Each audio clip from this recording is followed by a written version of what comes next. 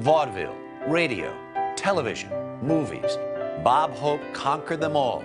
Whether performing for presidents or for soldiers, he never failed to leave them laughing. Welcome to a special edition of Biography, a salute to Bob Hope. Our special program was produced with the cooperation of Bob Hope's family and includes rarely seen home movies and photographs.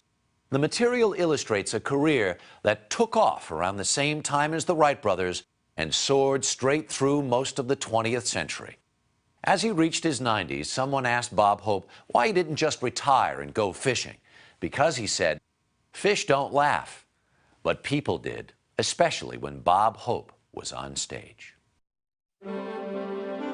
He has starred in 60 movies, emceed the Oscars, and yet never won one for his acting.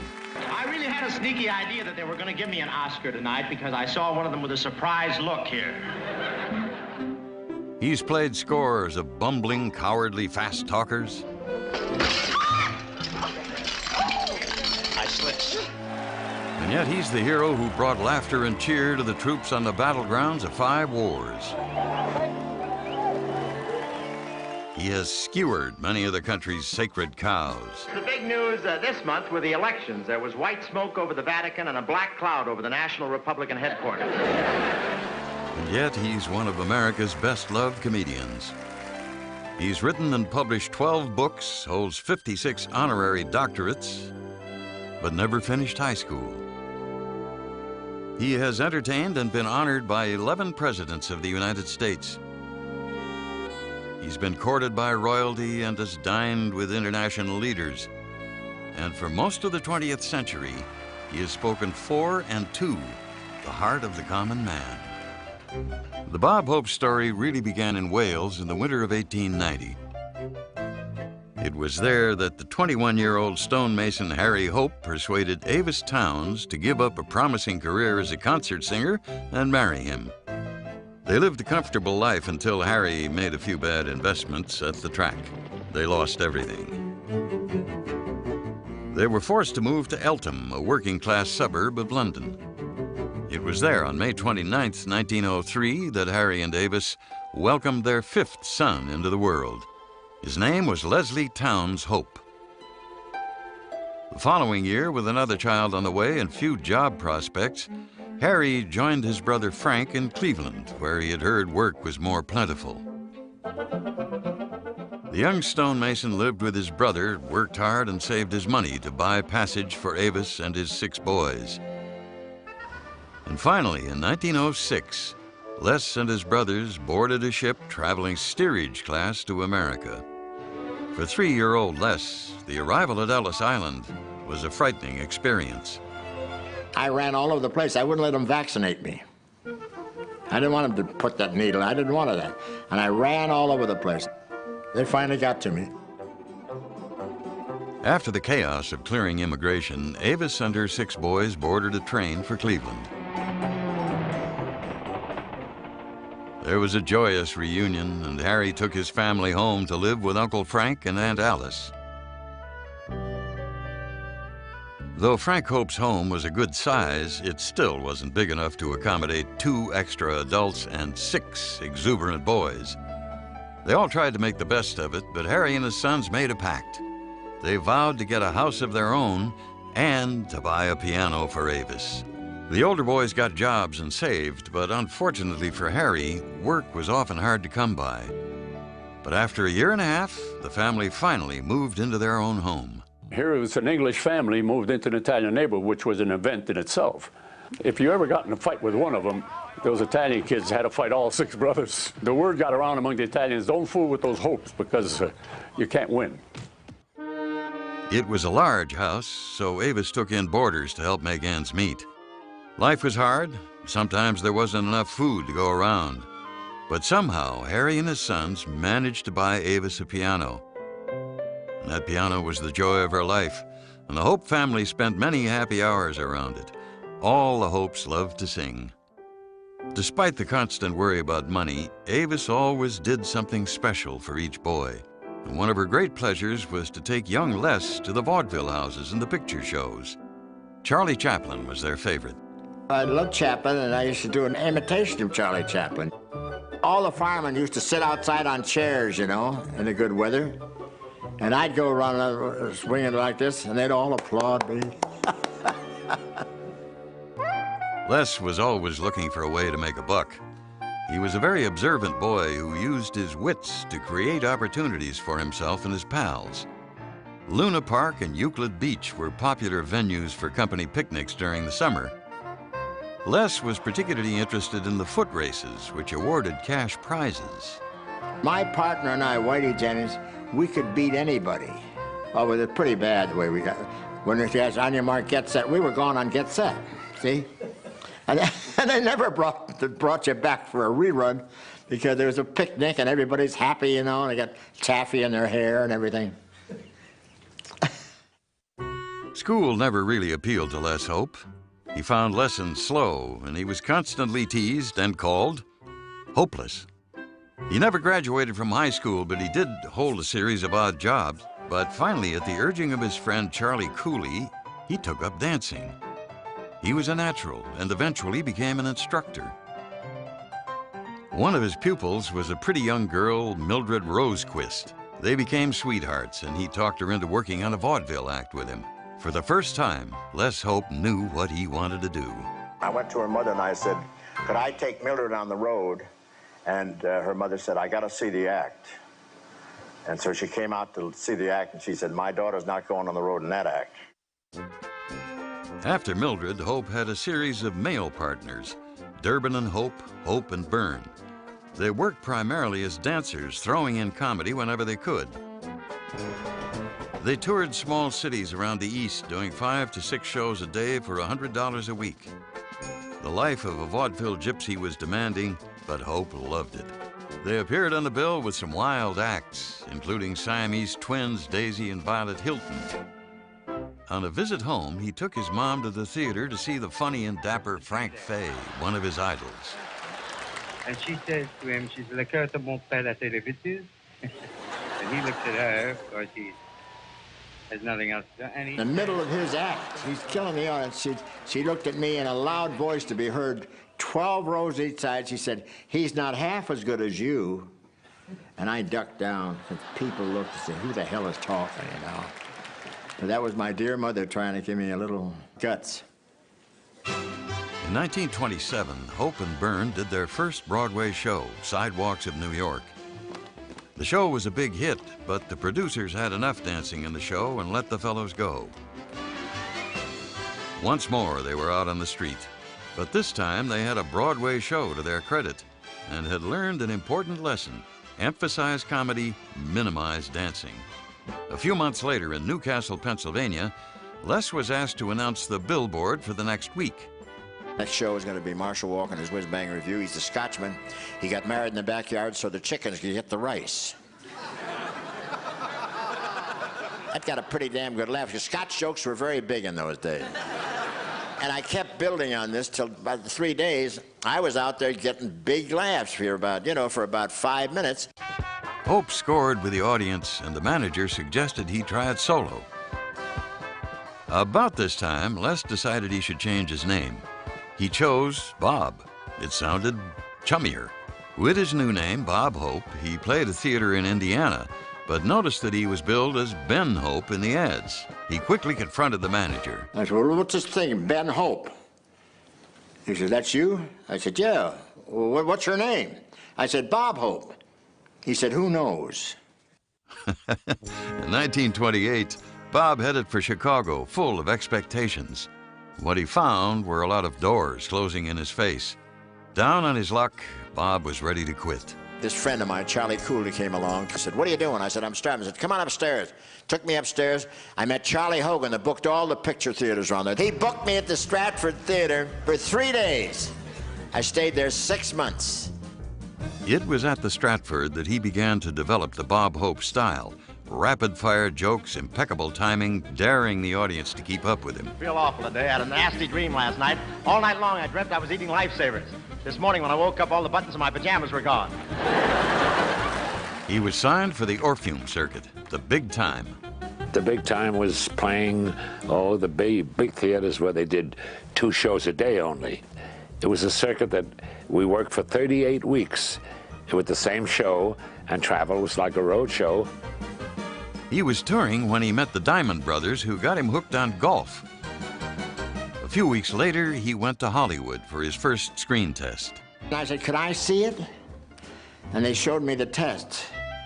And my nose came on the screen before I did, and it left after I left. And I went, oh, that's all. Despite his disappointing start in pictures, Bob was a big-time vaudeville headliner. He became totally absorbed in the task of getting new jokes. He scoured joke books and worked hard to keep his act fresh. When this wasn't enough, he hired his first writer, Al Boasberg. In 1929, Bob Hope returned in triumph to Cleveland. The whole family went to opening night. Avis was thrilled that her son was starring in a show at a theater built on the sand lot where he used to play as a boy. While Bob was in Cleveland, he learned from his brother Fred that their mother had cancer. Bob and his older brothers bought their parents a new home. The only thing that Bob and Fred let them bring from the old house was Avis's piano. It was a bittersweet time for Bob. He was upset by his mother's illness, but he was also on the verge of great professional success. In the early 30s, most of the country was struggling through the Depression. President Herbert Hoover promised voters that prosperity was just around the corner. Bob Hope found work making people laugh despite the hard times. And a lady walked up to me and said, could you tell me where I could find the restroom? I said, it's just around the corner. She says, don't give me that Hoover talk. I gotta go. Bob was by now a big success in vaudeville, so it was only a matter of time until Broadway beckoned. The 30s were exciting times on the Great White Way, and Bob was eager to be a part of the Broadway scene. Hope appeared in Ballyhoo of 1932, a review based on a popular magazine of the time. On opening night, the lights accidentally went out. Lee Schubert, the producer, called on Bob to calm the audience. Bob got them laughing. Schubert was impressed, and he changed the rundown so that Bob now became the opening act, this time with the lights on. While in rehearsal for Ballyhoo, Hope had his first brush with television, which in the early 1930s was considered a novelty. He was part of a celebrity gala on CBS station W2XAB. During the Ballyhoo run, Bob made several appearances on Rudy Vallee's Fleischman radio show, an extraordinarily popular hour that had a devoted national audience of 24 million.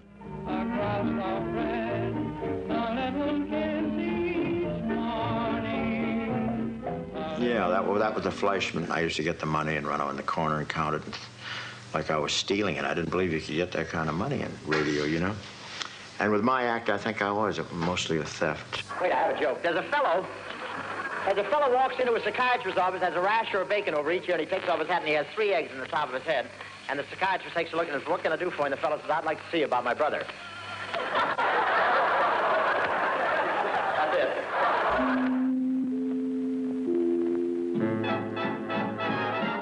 After Ballyhoo closed, Bob was booked into the Capitol Theater in New York for 2 weeks, and this was the first time his name was paired with Bing Crosby on a theater marquee. They were doing 5 shows a day, and they had some free time, so they worked on bits and golf. Bing was a more serious fellow, and Bob's spontaneous humor sparked something in him. They delighted in breaking each other up, and the two developed a friendship and some routines that they used throughout their lives. But Bob couldn't completely enjoy his success. He learned from his brother Fred that his mother's cancer was incurable. So he had a telephone installed next to her bed so they could talk every day. She loved hearing about his adventures in show business, but seldom spoke about herself.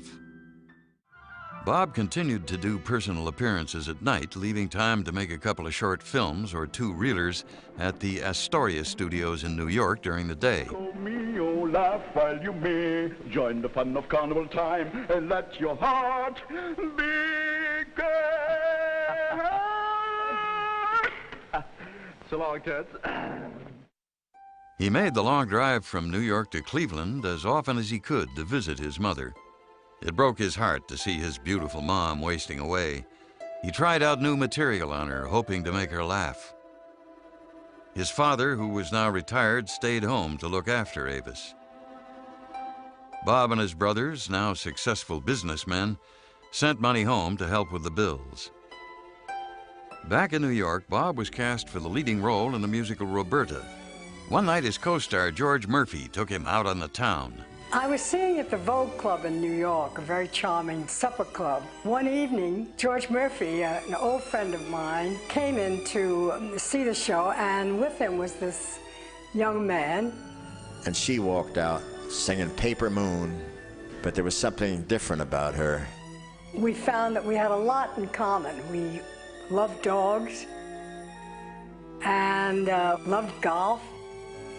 It was really instant love between the two of us. I think Bob felt the same way. I went home and told my mother, I said, I think I've met my husband. Of course, she was in complete shock. She said, who is he? And I said, he's a chorus boy in Roberta. Of course, Mother was aghast. I went to the matinee, the first matinee, and when I saw him perform, this really fantastic man, I was too embarrassed to go backstage. I was supposed to go backstage to say hello to him after, but I really had to, I didn't want to, because what was I going to say to him? I thought I was the star, and I was being sweet about a chorus boy. But I kept on her, and finally I gave in.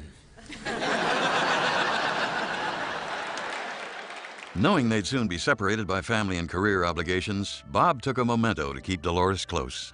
There was a tiny ring that my dear father had given me on my 13th birthday that I treasured. And I put it on, and I said, is that all right? She said, yeah. Anyone who looks at a picture of him now, that little ring is still on his pinky. That never came off. Despite the distance between them and the objections of Dolores' mother, Bob proposed and Dolores accepted. Their marriage plans, however, were delayed by the tragic death of Bob's mom. Devastated, Bob returned to Cleveland for the funeral. His mother had always been there for him, and now she was gone. He found comfort in the company of his brothers and in his love for Dolores. Shortly after the funeral, he returned to New York, and he and Dolores were married. He resumed his Broadway career as well as taking his act on the road, enjoying it more than ever with Dolores singing by his side. 'Cause you're all I love, my angel, my heaven above, complete. You are so simple and sweet. While Hope was starring in his latest Broadway show, Say When, his new high-powered agent Louis Scher negotiated his first regular radio job as MC of the Bromo Seltzer program. Presented by Bromo Seltzer. We also have a surprise for you. A new master of ceremonies, Bob Hope. Very nice, Al. This is the voice of inexperience, Bob Hope, conducting the Bromo Seltzer Intimate Review. Everyone these days is interested in what's doing... Doc Scher also made a deal with Vitaphone Shorts in New York for Bob to make several two-reelers. This time he was a smash, and his style translated beautifully to film. These shorts were a hit. I am Robert, the new hairdresser. I'm a friend of Michael Cummings. Are you sure you're not a maniac? What business have you taking my picture? Why, madam, taking pictures is my business. Oh, you ain't seen nothing yet. Hope was signed by the Schuberts for the comedy lead in Ziegfeld Follies with the great Fanny Brice, Ken Murray, Josephine Baker, and Eve Arden. Vincent Minnelli did the sets and George Balanchine the choreography. It was a popular show, and Fred de Cordova was stage manager. It was in that Follies that he sang I Can't Get Started With You to Eve Arden. I've flown around the world in a plane. I've set a revolution in Spain. The North Pole I have charted, but I can't get started with you. Even though he was scoring with sold-out audiences and lots of laughs, Bob's greatest success was yet to come. Red Hot and Blue opened at the Alvin Theater on October 29, 1936. Hope co-starred with Ethel Merman and Jimmy Durante. The show was a smash. The skies are clear, and everyone is no more near. It's delightful, it's delicious, it's lovely. This is rare footage of Bob in Red Hot and Blue, taken by a fan in the audience.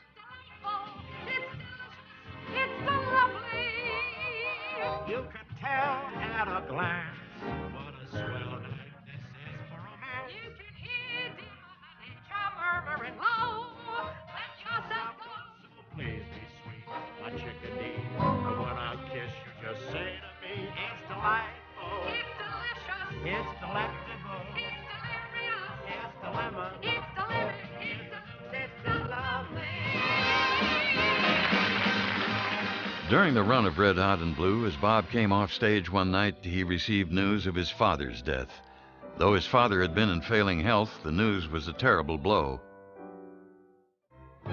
In June of 1937, Bob signed a one-picture deal with Paramount for his first feature, and NBC agreed to switch the Woodbury Show to the West Coast. He and Dolores were Hollywood bound, but neither felt the move was anything but temporary. On September 9, 1937, Bob and Dolores stepped off the Super Chief in Pasadena, California. Their arrival went unnoticed, and they were generally overlooked or snubbed. After all, he was a Broadway star, not a Hollywood star. What is your name? Bob Hope. Bob even had to steal an audience for his radio show from his old vaudeville pal, Edgar Bergen. Well, we don't have an audience for you, but the Bergen show is on right ahead of you, and we'll take his audience and whip them right in the studio. We had it planted so they couldn't get away. And I was standing on the stage saying, come in, sit down, sit down. We go on the air in just a few minutes. Come in, sit. I'm Bob Hope. I'll explain the whole thing to you later. Bob was given the music and lyrics to Thanks for the Memory from the movie he was about to film, The Big Broadcast of 1938. The entertainment, yes. You go right down the hall, and you... Hope was in the big leagues now, co-starring with W.C. Fields, Shirley Ross, and Dorothy Lamour. He was not the big star then that he is today. And I remember that Adolph Zucker saw the dailies, and he fell in love with Bob Hope. Everybody on the lot was talking about our new star, Bob Hope. I came out of the hotel one day, and Ed Sullivan was coming in. And Ed said, how are you doing? I said, oh, I can't wait to get out of this town. He said, you better quiet down and get yourself set because you're going to be here for a long time. I said, why? He had just come from seeing the rushes of Bob and Shirley Ross singing Thanks for the Memory. He hired a publicist and an agent, not with a contract, but with a handshake. With Hope, you never needed a contract. He say he'd do it, fine. It was hard sometimes to get him to say yes. But when he said yes, that was it. His word was better than a contract. Off the set, Bob renewed an old friendship with his pal from the Capitol Theater, Bing Crosby. Paramount saw an opportunity to promote their new rising star by playing up the rivalry between the two. The Big Broadcast of 1938 premiered, and the hit of the picture was the duet, Thanks for the Memory. Thanks for the memory of rainy afternoons, swingy Harlem tunes, motor trips and burning lips and burning toast and prunes. How lovely it was.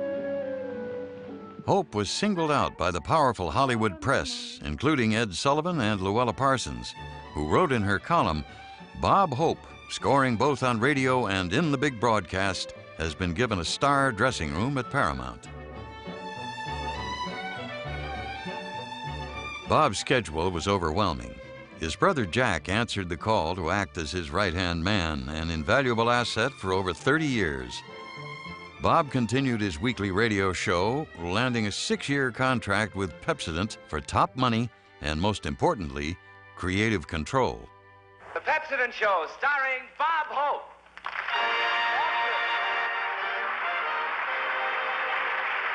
bid you all hello. Here's welcome to our show. May we present for Pepsodent a guy you want to know.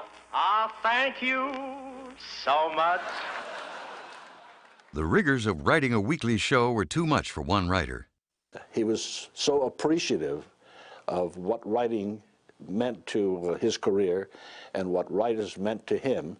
And I think among his best friends were writers who worked with him and for him.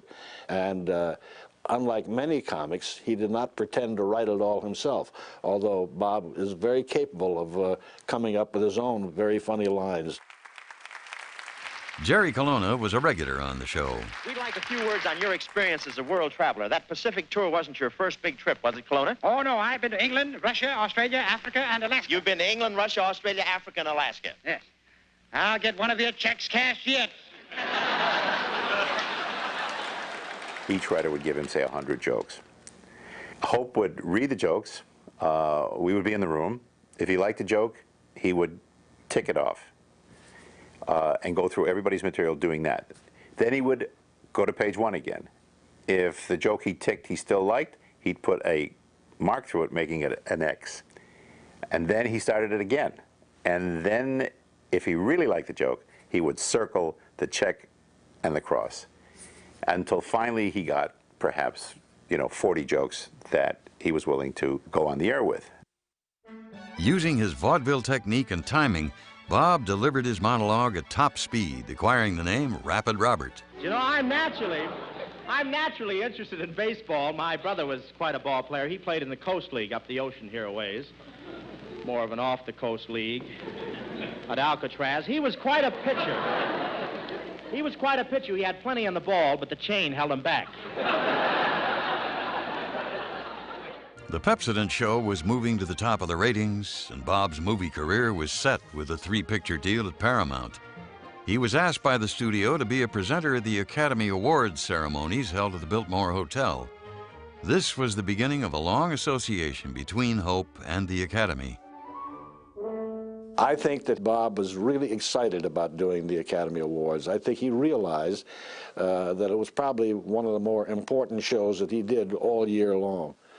And the other thing about Bob is that Bob himself is a fan. Despite extraordinary success, there was one thing missing. Dolores and Bob wanted children. Encouraged by close friends George Burns and Gracie Allen, who had just adopted their second baby, the Hopes eagerly registered with an adoption agency, The Cradle. Told the process takes time, they went ahead with their plans to visit Bob's family in England.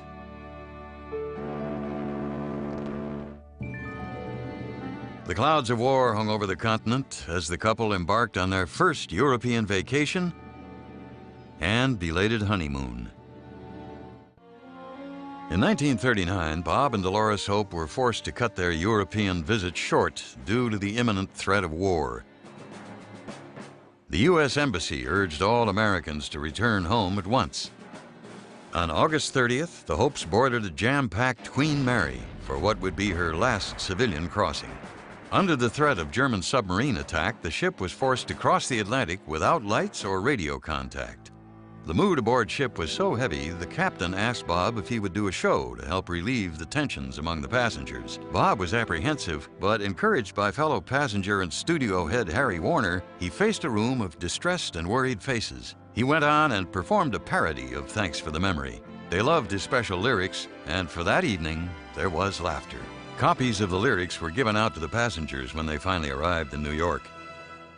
When they returned, they learned the Queen Mary's sister ship, the Athenia, had been sunk, and realized just how lucky they were. Back in California, the Hopes received a telegram with news that they could go to the adoption agency to pick up their baby girl. They named her Linda Teresa, and they proudly showed off their newest addition to friends and family. In order to accommodate what they hoped to be a growing family, Bob and Dolores built their dream house on a few acres of walnut groves in the San Fernando Valley. Bob's radio career continued to flourish. How do you do, ladies and gentlemen? This is Bob Hope of the Bengal Lancers, promising you that even if you keep your mouth closed, Pepsodent's Gunga Din.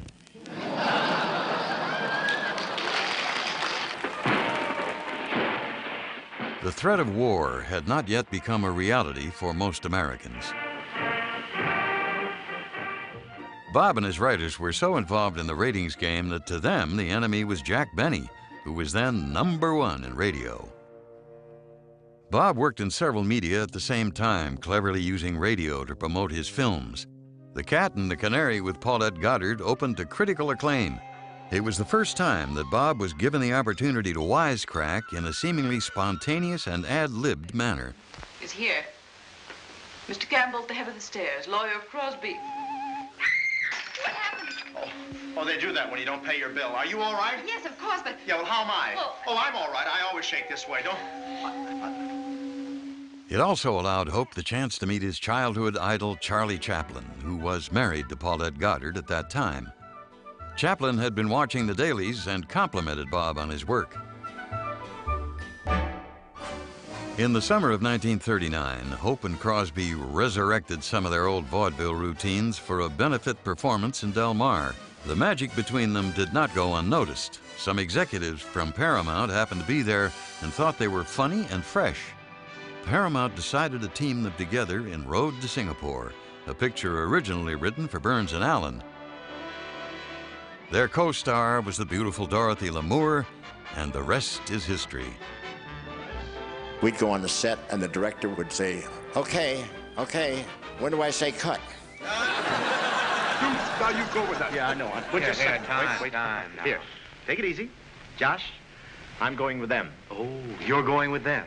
Yes, I'm going with them. Will you be gone long? Oh, I'll check back from time to time. Oh, capital. Good. I'll take over while you're gone. Yes, do. But don't forget, patty cake, baker's man. Bake a cake as fast as you can. As Bob's career expanded, so did his family. In 1940, their second child, Tony, joined the family, giving Linda someone to boss around. Bob, meanwhile, learned another showbiz trick: how to juggle family and career. 1941 marked a change in America's attitude toward the war in Europe.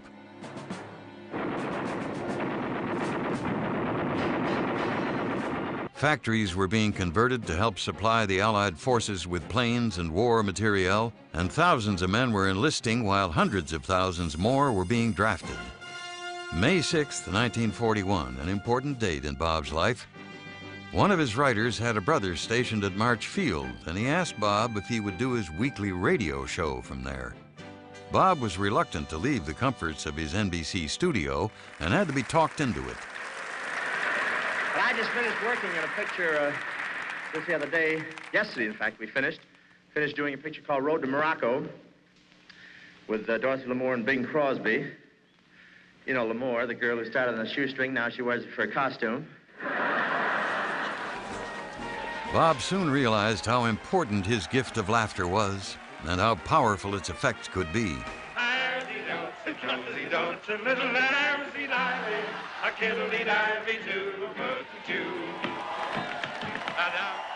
He had found his ideal audience, but he didn't take their willingness to laugh for granted. He worked hard to ensure the success of his monologues by incorporating the names of local watering holes and popular officers. How about Colonel Robertson's birthday? It's a thrill to be here. Did we cut that in? We did that earlier. Colonel Robertson's Remember, he grabbed a quick kiss from Hedda Hopper. That's right. He got it. That's right. He did. Is that why you were born, Colonel? I've been trying to knock that off for years. Don't get ahead of me, you guys. 1941 ended with Hope doing another film, fittingly titled Caught in the Draft. Sergeant. Yeah? I'm afraid this won't do. You see, I'd like a little more drape and a little less droop. Well, why didn't you say so? We'll be only too happy to make it over for Well, you. that'll help. Yeah. What about the trousers? Well, they're a little snug under the arms. And what's in this snood back here, you hootie? Hey, what about me? You'll have to wait till the next load. We're all out of uniform. There's room for one more in here. Are your shoes okay? Oh, they're fine. He went that way. On Sunday, December 7th, 1941, the Japanese bombed Pearl Harbor. That Tuesday night, President Roosevelt addressed the American people, preempting Bob's radio show. December 7th, 1941, a date which will live in infamy. Like most of the country, Hollywood was patriotic. Many top stars signed on to help the war effort. Bob wanted to enlist like fellow actors Jimmy Stewart and Clark Gable, but Roosevelt insisted he continue doing what he did best. How do you do, ladies and gentlemen? This is Bob's 7th War Loan Hope, telling you to buy those bonds, get that load off your hips, and when the war is over, your pocketbook will be in the chips. 1942 was an exhausting year, even for the energetic Bob Hope. He took part in an exhibition golf tour with Bing Crosby for the Red Cross War Relief effort. During this tense time, American moviegoers escaped with Crosby, Hope, and Lamour on the road to Morocco. Hey, look. The film was a box office smash. We're off on the road to Morocco. Look out. Well, clear the way, 'cause here we come. For any villains we may meet, we haven't any fear. Paramount will protect us 'cause we're signed for 5 more years. I think the road pictures really were kind of a breakthrough for their time. Bob and Bing seemed to be having fun. They seemed to be having a good time, but then they let the audience in on the good time. Talking to the audience, which they would, winking at the audience, which they did figuratively throughout the films, in a way that I don't think any comedies had done before, or certainly not as much or consistently. You open your big mouth, ruin the only good scene I got in the picture. Off the set, the realities of a country at war could not be ignored. Bob and 21 other stars joined the Hollywood Victory Caravan. They toured the U.S. by train, doing shows to raise money for the Army-Navy Relief Fund. And here's the start of the drive. Boarding a special train for Washington, they'll tour 300 cities from coast to coast. Go to any city that agrees to subscribe at least $1 million. While performing in Washington, Bob and the troupe were invited to the White House. And we had so much fun that Crosby called me after 3 or 4 days and he said, "What the hell are you doing?" I said, "We're having a ball." He said, "I'm joining you in Chicago." Bye, bye, bye, bye, a bond. Hope felt he could do more for the war effort, so he decided to bring his show to the troops. Radio show regulars Jerry Colonna and Francis Langford, with dancer Patty Thomas and one-man band Tony Romano, embarked on the first overseas USO tour. Hope and his band of gypsies went to where the troops were. They entertained soldiers all over Alaska, Europe, and North Africa, where they met General Eisenhower. Last night, the clerk came up and blew through the keyhole. But I want you to, The following year, Hope's group toured the South Pacific. Cheetah, Mariquita, Bandita, hip, hip. Here we have a nice show here with Francis Langford, Jerry Colonna, Tony Romano, Patty Thomas, and Barney Dean. I know you'll enjoy the girls. You remember girls? Simply because you're near me. I just want you boys to see what you're fighting for, that's all.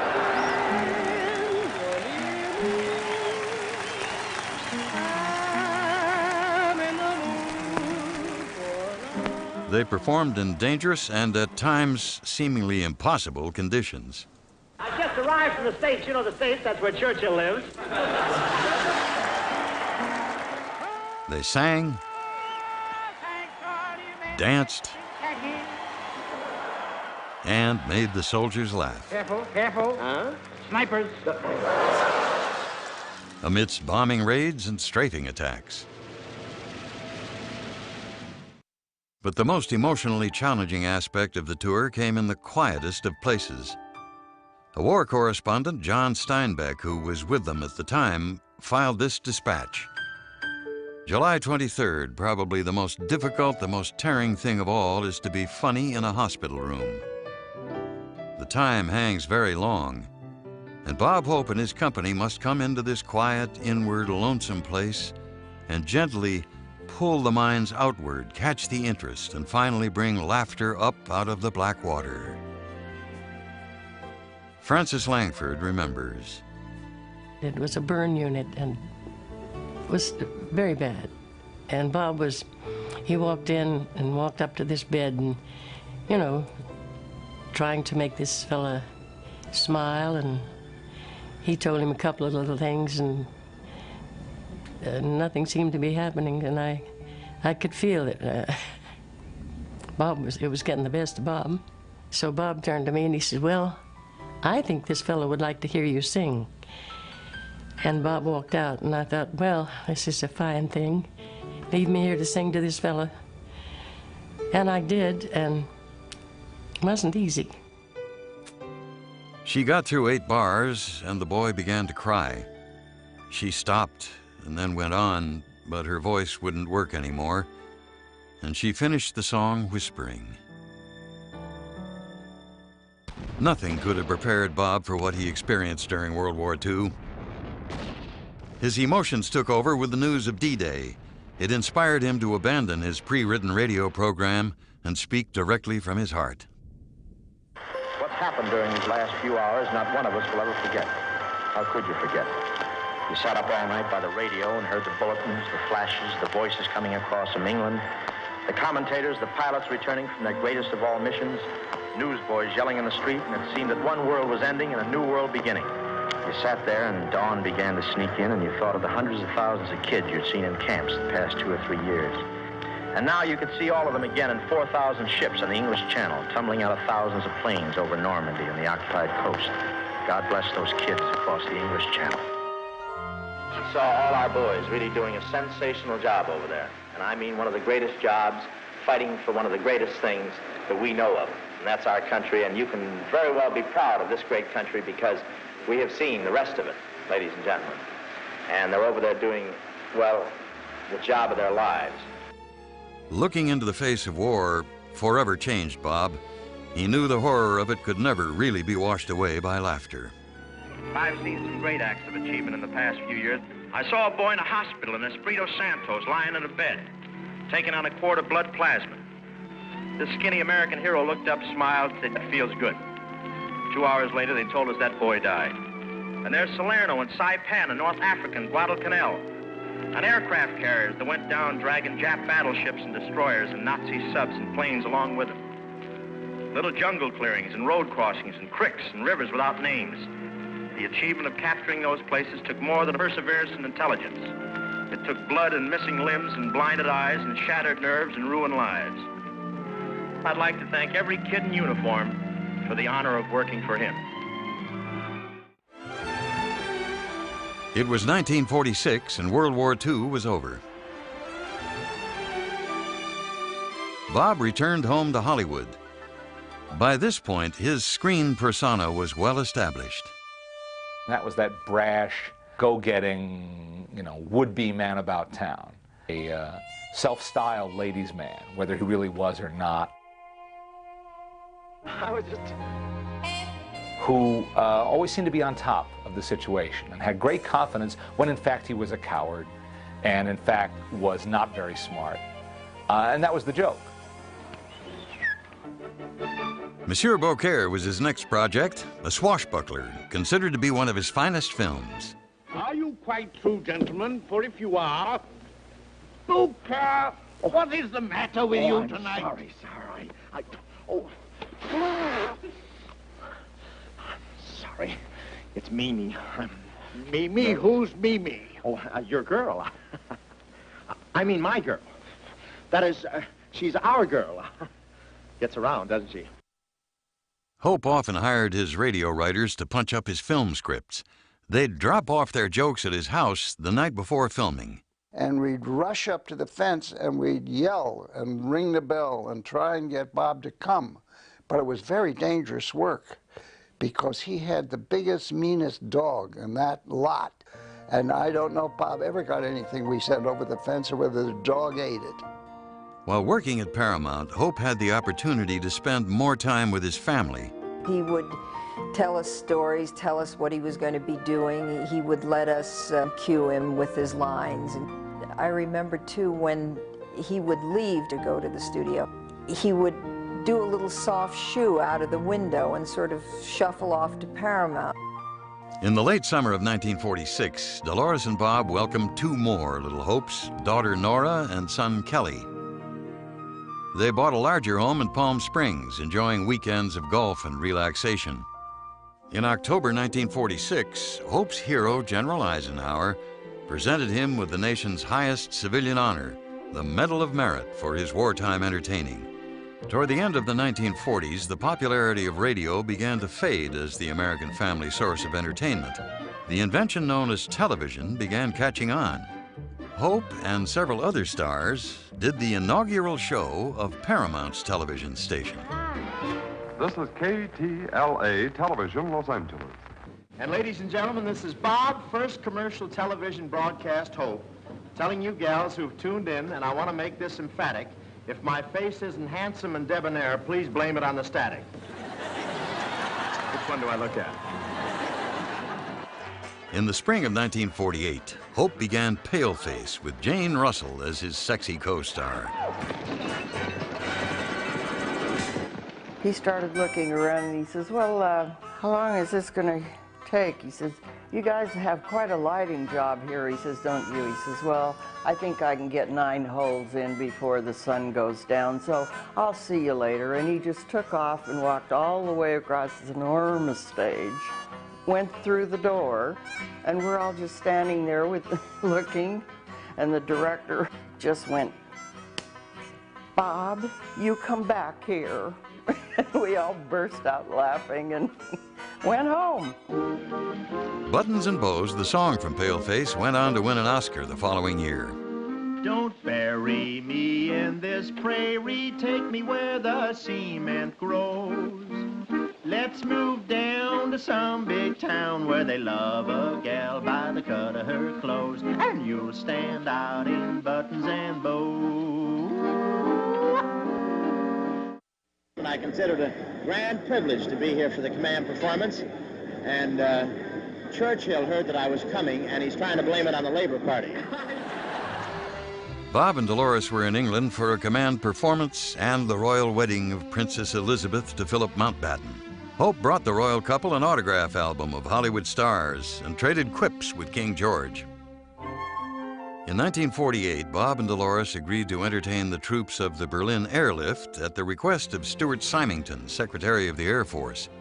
The trip was a success, but more significantly, it represented the start of a long-standing Hope tradition of bringing Christmas cheer to the United States military. There are so many wonderful things that happened on that occasion, but that really will never be forgotten because it was Bob's first Christmas show.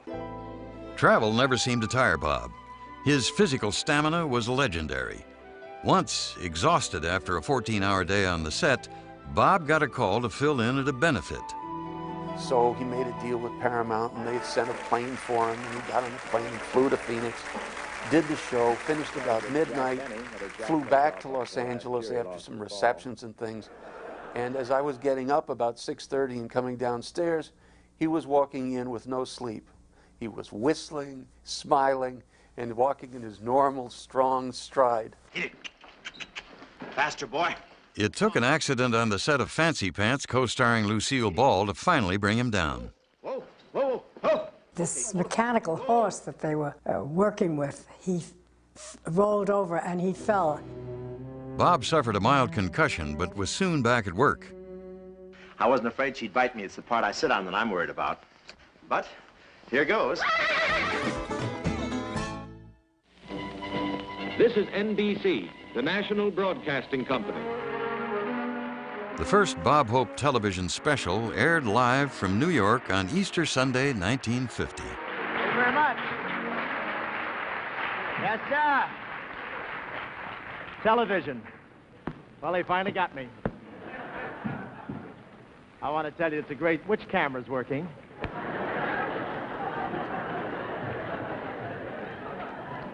I do hope you enjoyed the show, ladies and gentlemen. I want to tell you the last time I was in New York, I was at the Paramount Theater with Jane Russell, and here I am working for Frigidaire. A fella can get pneumonia this way. In addition to his work as a performer, Bob was gaining a reputation for his savvy business decisions, especially in real estate. He was a master when it came to business. He was sharp. And a lot of guys bet their match when they ran into him on any kind of business. Gentlemen, we face a serious situation. We hope we face it. In 1950, President Truman was busy with negotiations of global proportions. North Korea had invaded the South. Truman sent American forces as a part of the United Nations effort to drive the North Koreans back to their own territory. Bob followed with his troop. Hope's efforts to entertain the troops didn't stop with his shows. Cologne and I, we'd walk into a hospital ward and we'd yell, "All right, everybody up! Everybody up!" And he'd start singing, "I love life and I want to live." Da-da-da. And I'd grab a nurse and throw her in bed. They can't imagine that anybody would make noise in a hospital ward. Back home at Paramount, Hope made The Seven Little Foys, the story of Eddie Foy, a fellow vaudevillian. I realize the world is mine, for I'm the greatest father of them all. The picture had an emotional and personal connection with Hope's vaudeville past. Bob went to Jimmy Cagney, a former vaudevillian himself, and asked him to play the part of George M. Cohan. Cagney agreed, and both men spent weeks perfecting the climactic dance number.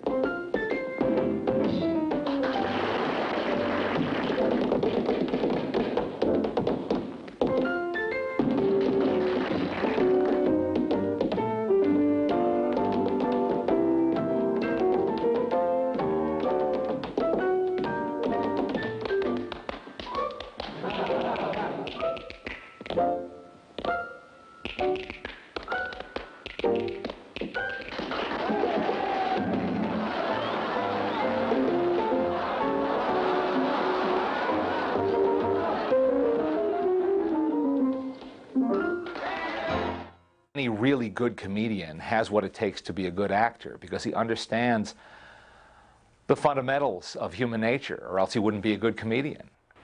I guess they'd be a lot better off. I laid a pretty big egg in this fatherhood racket. I only tried it because I knew their mother would want me to. I owed her that much. Judge, I don't know anything but show business. I've been on the stage all my life. I didn't think there was anything wrong in wanting my kids up there with me. This is all I know. I'm a song and dance man. At Christmas time, Bob was in Iceland filming a television special when another accident occurred. He suffered a second, more severe concussion that caused some cerebral hemorrhaging. That was the start of his eye problems. And so that fall really was a very serious one. Through the years, ever since Roosevelt, Hope had entertained presidents at the White House. It was a tradition much looked forward to. But Hope's September 11, 1962 visit to the White House was special. President John F. Kennedy presented Bob with the Congressional Gold Medal. Chancellor McClellan, presented to you on behalf of the people of the United States. Thank you very much, Mr. President. That's very nice. I suggested to Senator Symington that I should have had a nose job. No one could have foreseen what fate had in store for the country. November 22nd, 1963, a stunned country witnessed the assassination of President John F. Kennedy and mourned his passing. Bob, like most Americans, was in shock, but life had to go on. Hope told his friend President Eisenhower that he was building a desert hospital and wanted to name it the Eisenhower Medical Center. The 60s were busy and happy years for the Hope family. First, their attorney son Tony was married in Ohio, and a year later, Bob walked his beautiful daughter Linda down the aisle. Aside from his family, golf was Bob's passion. He found time for it on almost a daily basis. Golf was a game that challenged him and also provided a much-needed release from his demanding schedule. He was a good golfer, a 4 handicap, and he enjoyed a side bet now and then. And I walked to the first tee, and there was Bob, and there was Bing, and Bob said to me, "Well, Hennessy, what do you play for?" "Well, whatever the action is, I'm game." And he looked at me and he said, "Do you own your car?" The Palm Springs Classic Golf Tournament was renamed the Bob Hope Desert Classic. Bob was elected its president, and quickly it became the social event in Palm Springs. Bob's schedule of personal appearances in television shows, including hosting the weekly Chrysler Theater, took its toll. Dolores took Bob to New York for another delicate eye surgery after several bouts of dizziness and impaired vision, the result of his old head injuries. Hope was warned to ease up because this was the final operation. His recovery was speeded by an invitation to attend the USO's silver anniversary, where he was to be presented its highest award. President Johnson surprised Hope by turning up unexpectedly. You know, it's nice to be back here in Birdland, and I just want to say, I have to do it, sir. It's on the paper. The Hope family was expanding. Bob and Dolores welcomed their first grandchild, Zachary, Tony's son, on Valentine's Day. A year later, Linda's son, Andrew, was born, and their first granddaughter, Miranda Hope, came along the following year.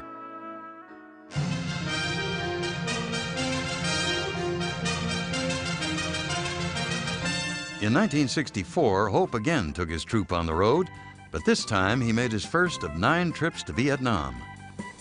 My father was always walking up and down, rehearsing, working with the singers and dancers on routines because they'd never had a chance to rehearse before they left Los Angeles.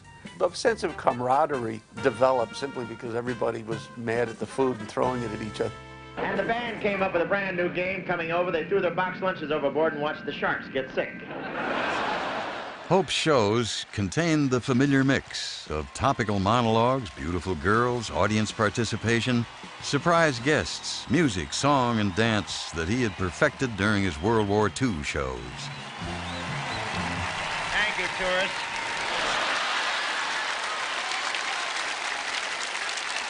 I'll go to the show so I can watch a song and dance man. He's got a style that makes a sad heart smile.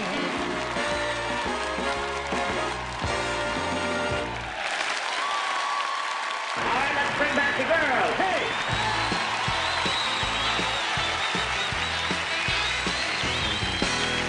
Give me a little kiss right there, darling. Write your fiancée and tell her you still remember what you're fighting for. Thank you very much.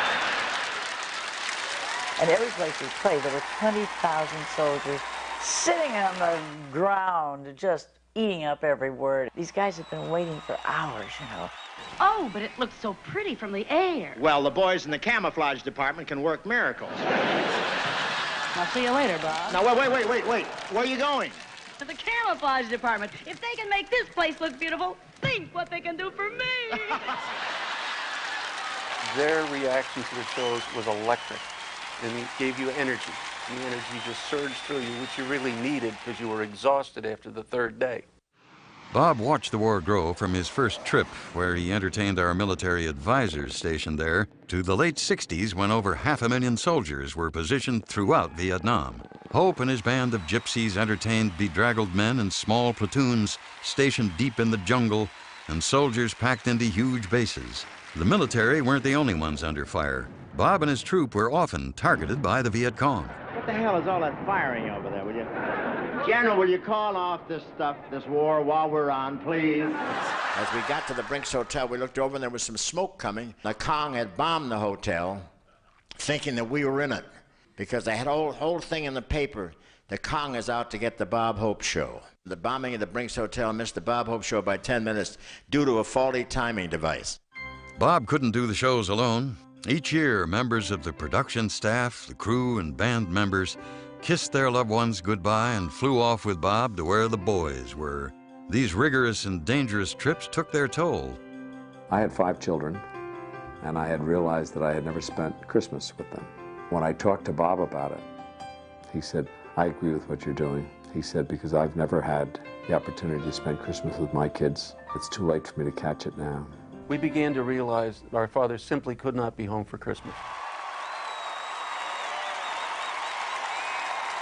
Bob would come out there and they would scream for him and holler for him, and every joke that he did was tailored to those guys at that base. They lived for that. And the guys love it here because Da Nang has such a wonderful location. It's so handy to downtown Hanoi. I love the runway you have here. Great golfing country. even the runway has 18 holes. I think... In 1968, the Tet Offensive was mounted, and after that, Lyndon Johnson announced he would not seek another term and called for a unilateral cessation of the bombing. On May 13th, the Paris peace talks began.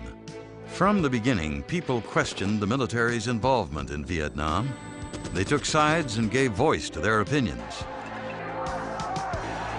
Man, I bring you great news from the land of liberty. It's still there. You may have to cross a picket line to see it, but it's there. But don't worry about those riots you hear about in the States.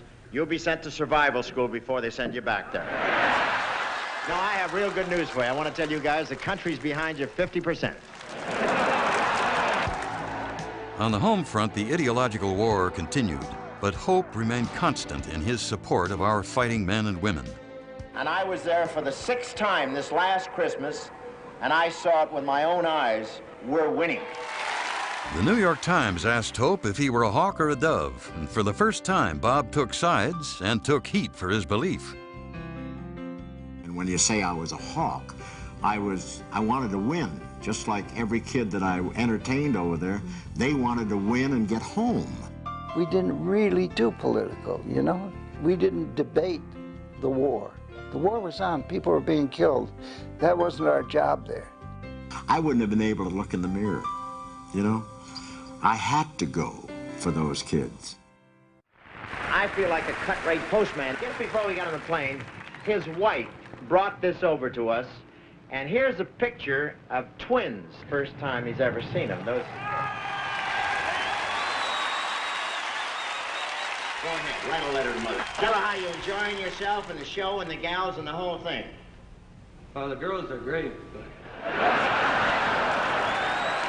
A parent would write in and say, the last time I saw my son, so I shot a picture of him on your show, and he has been killed since then. And is there any way of getting the pictures? And we would try our darndest to go through all the pictures and find them. A poignant moment came at the end of shows when everyone sang Silent Night. Silent night, holy night. All is calm, all is right.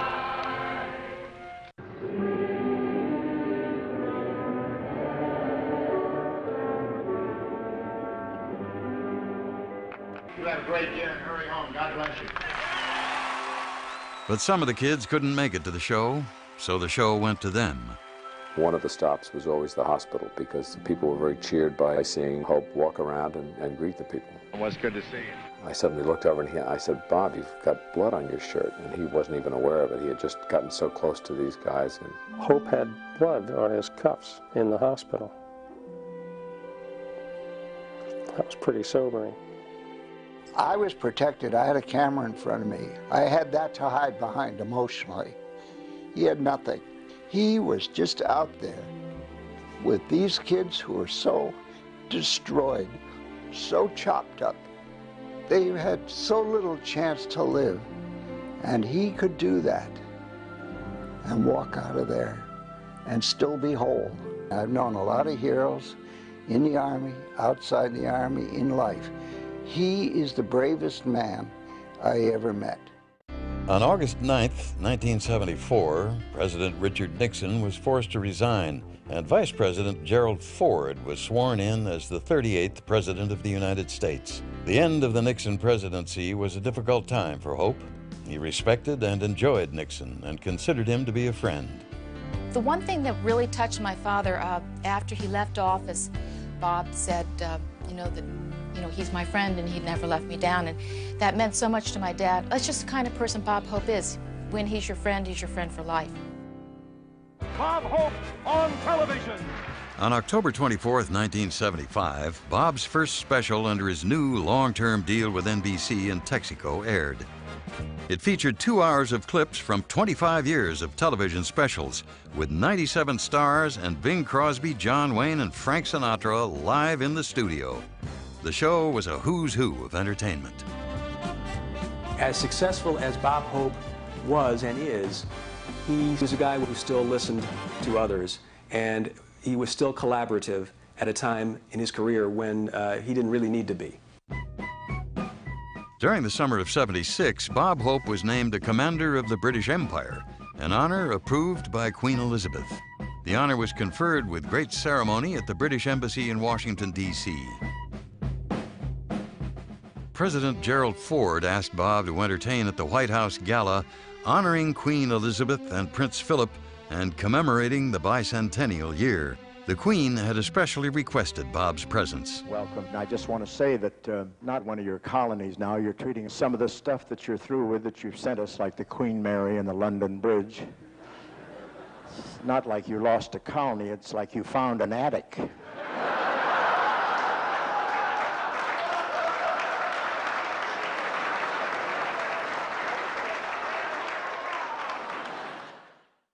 Bob was in New York for a scheduled benefit when he received some shocking news. His longtime friend and colleague, Bing Crosby, had died suddenly on a golf course in Spain. Bob was devastated. He had a double whammy because the day before, my precious mother had died. It was the only time I know that Bob failed to appear for something that he said he would do. He couldn't do it. It was a great shock to Bob. He loved Bing very much.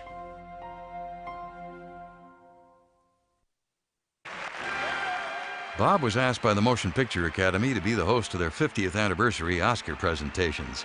He happily performed the task, marking his 23rd appearance on the show. Over the years, the Academy paid tribute to Bob 5 times, including 2 honorary Oscars and the Jean Hersholt Humanitarian Award.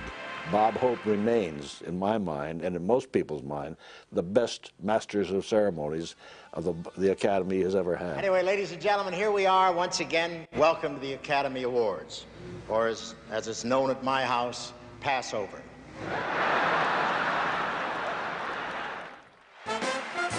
A few months later, Hope's 75th birthday was celebrated with a huge star-studded gala at the Kennedy Center in Washington. President and Mrs. Carter hosted the 2-day event, which included a White House reception in the East Room for 500 VIP guests. I've been in office now for 489 days, and when I spend 3 more weeks, I will have stayed as many nights in the White House as Bob Hope has. In Washington, D.C., Congress decided to pay a tribute to Bob Hope, a glorious tribute. He was there. He was up in the gallery with his family, and Congress sang to him from the floor. A glorious tribute. In 1979, Bob Hope was given permission by the newly opened Chinese government to do the first variety entertainment special from the People's Republic of China. Hey, we're off on the road to China. We were the first entertainment or variety type program that was allowed into China. It was fascinating trying to put together a show in a country like that where language was a huge barrier, where the frame of reference was so dramatically different from ours. For example, I remember part of my job was I would try to explain to them the jokes. It was very, very difficult. I mean, almost anything that you talk about, they didn't understand. It was not something that was part of their lives. And then they'd say, that's not funny. And I'd say, well, to the American people, it's funny. Oh. The 3-hour special from China was very well received, and another first for Hope. At 76, he enjoyed himself thoroughly. Though he loved to travel, the doctors advised him to slow down because of continuing concerns for his eyesight. This allowed him to spend more time with his family, but it still seemed that his life was a constant round of benefit dinners, personal appearances, and, of course, golf.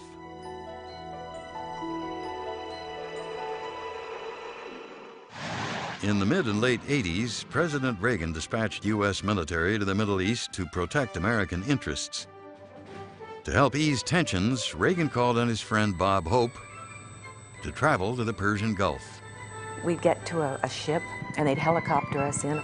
The guys just were so appreciative. They were so happy to see him.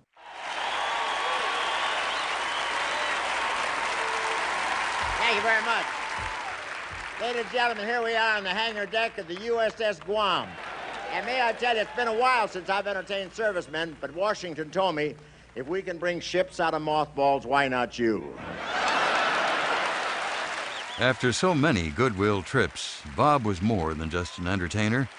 He was a legend, a symbol of America itself. I felt I was very lucky.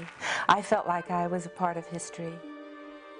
Bob and the rest of the world hoped and prayed for peace in the Middle East.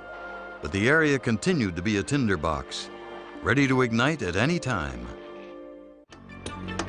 May 1990. Communism had loosened its grip on Eastern Europe, and Bob, Dolores, and their USO troupe were off to do a television special at the Berlin Wall and in Moscow.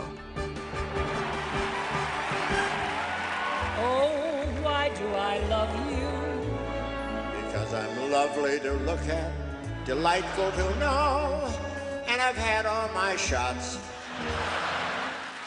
I stopped someone on the street to ask for directions, but his accent was so thick I couldn't understand him. He was from Texas. When Bob returned to Washington, President Reagan presented him with the Kennedy Center Honors. The following year, George Burns and Bob Hope decided to do a new vaudeville act. A sold-out crowd at Madison Square Garden enjoyed the two troopers with over 150 years of laughter between them. This family of yours, do you all live together? Yeah, that's my uncle, my father, my nephew, my cousin, and my brother. And you know, we all sleep in the same bed. I'm surprised your grandfather wasn't sleeping with them. My grandfather did sleep in bed, but he died, so they made him get up. There's a lot of people who used to say to him, Bob, look, you got all the money in the world, all the money you need. Why don't you quit and enjoy yourself? He's old. He said, no, this is my lifeblood. He says, being able to entertain, being able to help people, doing these benefits. And I'll be telling jokes till the day I die, and then I'll have some jokes for the man upstairs.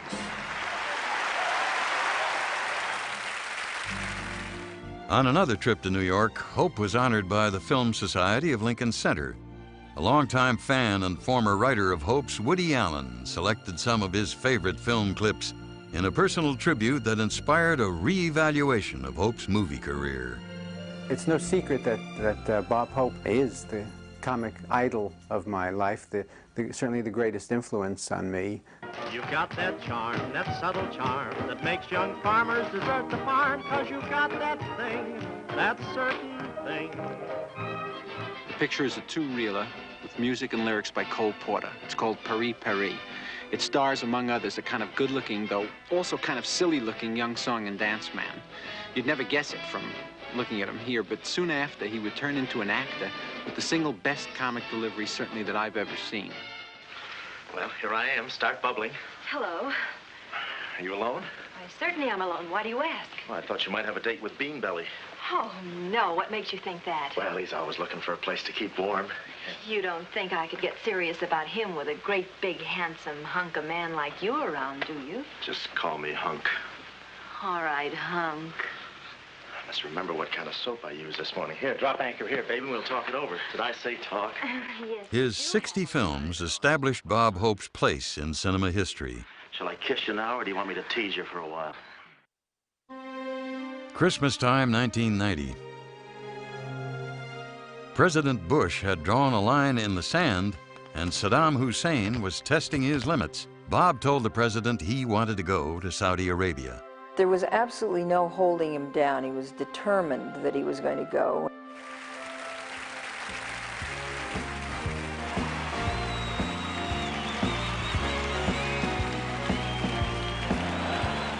Stealth bomber, that's a big deal. Flies in undetected bombs and flies away. Hell, I've been doing that all my life. That program cost $70 billion, and I got a great idea. If those planes are invisible, let's not build any, but tell the Iraqis they're up there, huh? To see Dad out there in this heat and out in the sand, out in the helicopters and on the back of the Hummers, and it was amazing. It was hard to believe that he was 87 years old. And my mother too, she went out into the middle of the desert. We flew out and just nothing but desert. Sand and sand. I think I spotted a few camels. And we landed, and then they took us by truck to another place. We were only about 40 miles from Kuwait. These poor kids were coming in, just straggling in from all over the desert. Come on, man. Look at them come. Hot damn. Isn't that great? You can hear that all right, can't you? This is really something out here. I got sand in places where I didn't even know I had places. And you imagine how much I love you, the more I see you as time goes by. I said, well, where are you all from? And they yelled up. There must have been about 400 of them there by that time. 29 palms. And I said, you're kidding. Our house in Palm Springs is just a few miles. So I said, when you get back, you come and visit us. All I want to say is you all look great and stay that way. We love you, believe me, for what you're doing. Thank you very much. The special bond that Bob had always shared with the armed forces was still there as he eased the pressures that they faced. He joined them for Christmas dinner, and he visited their home away from home. Fine, how you doing? Merry Christmas to all of you. Taylor, sir. Taylor, sir. How are you? By Easter, the war in Saudi Arabia and Kuwait was over. The Marines of Operation Desert Storm, who the Hopes had entertained, were back, and they were invited with their families to enjoy a steak dinner and some first-class entertainment, a yellow ribbon party. Hey, we found out something about military food over in Saudi Arabia. One guy told me it tastes better when you eat it with your gas mask on. Is that true? Unlike Vietnam, the troops from this war in the Middle East were honored with parades and celebrations. The American people, including the stars, were eager to show their appreciation.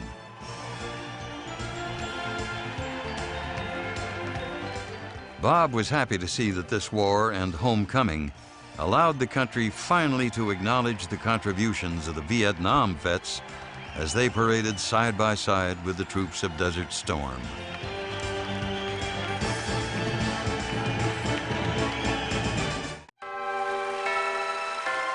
In 1993, Bob Hope was 90 years old.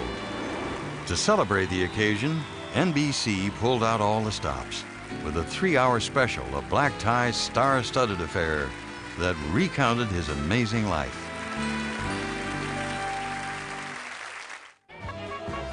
As if NBC's party wasn't enough, Dolores threw her own party on his actual birthday, transforming their backyard into a circus, complete with tent and midway. Happy birthday, Bob.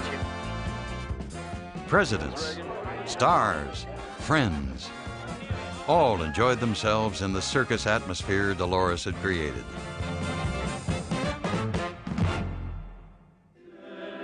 A year later in Washington, D.C., the Hope Chapel was dedicated at the National Shrine.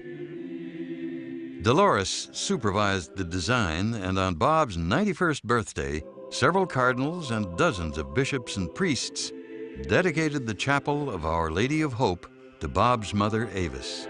We come to dedicate a new and splendid chapel. So we were gathered in the shrine. It's a very small room, and there were several cardinals that were going around with their incense holders, and it started to get a little smoky in there. And my grandfather, at one point, just turned to my grandmother and said just a little too loudly, "We better get out of here before they burn the whole place down." And we spent the rest of the service trying not to burst out into laughter.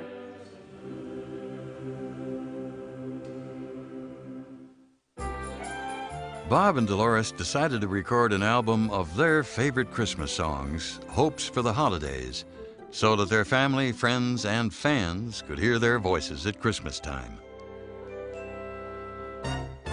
The Bob Hope Chrysler Classic continued to make millions for desert charities. One year, Bob called former Presidents Ford and Bush and President Clinton and asked them if they would play in his tournament. They agreed, and Hope joined them in one of the all-time power foursomes. To be honest, none of us played very well that day, and we hit so many people I had to declare the course a disaster area. We kept hitting people. I wasn't the only one that decked somebody that day. He says I'm the hitman for the PGA. Even though his eyesight wasn't great, Hope managed to make a few spectacular shots which wowed the gallery. On his birthday in 1995, the Navy bestowed on Bob in honor of immense proportion a ship, the USNS Bob Hope, the second largest ship in the Navy. A short time later, the U.S. Air Force named one of their new C-17s the Spirit of Bob Hope. Ladies and gentlemen, the Spirit of Bob Hope. I like the idea of having a plane named me. I've always been too cheap to have one of my own. On November 23, 1996, after 60 years with NBC, Bob decided that Laughing with the Presidents would be his final special on that network. He declared himself a free agent. At 93, he was happy to take life a little easier. After all, he needed time to work on his golf game. From Milton Berle to Sid Caesar to Jack Parr to Johnny Carson to all of those people who had done primetime specials over the years on NBC, Bob Hope was the end of an era of that kind of television, and I think that there will never be anyone like him. At the end of October 1997, President Clinton signed a bill into law naming Bob Hope an honorary veteran. The first time in U.S. history that this has ever been done. When you began your tours during World War II, we were all young, eager, ready to take on the fight, little realizing how much we would miss things at home. Well, you brought those things to us through your shows.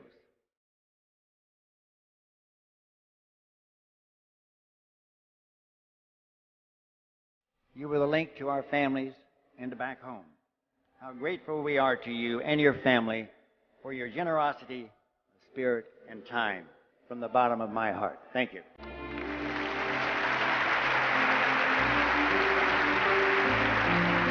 You are now a veteran.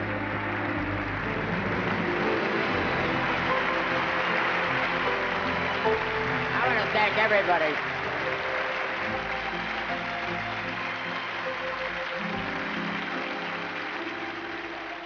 At the Vietnam Wall, Bob said, "I've been given many awards in my lifetime, but to be numbered among the men and women I admire most is the greatest honor I've ever received."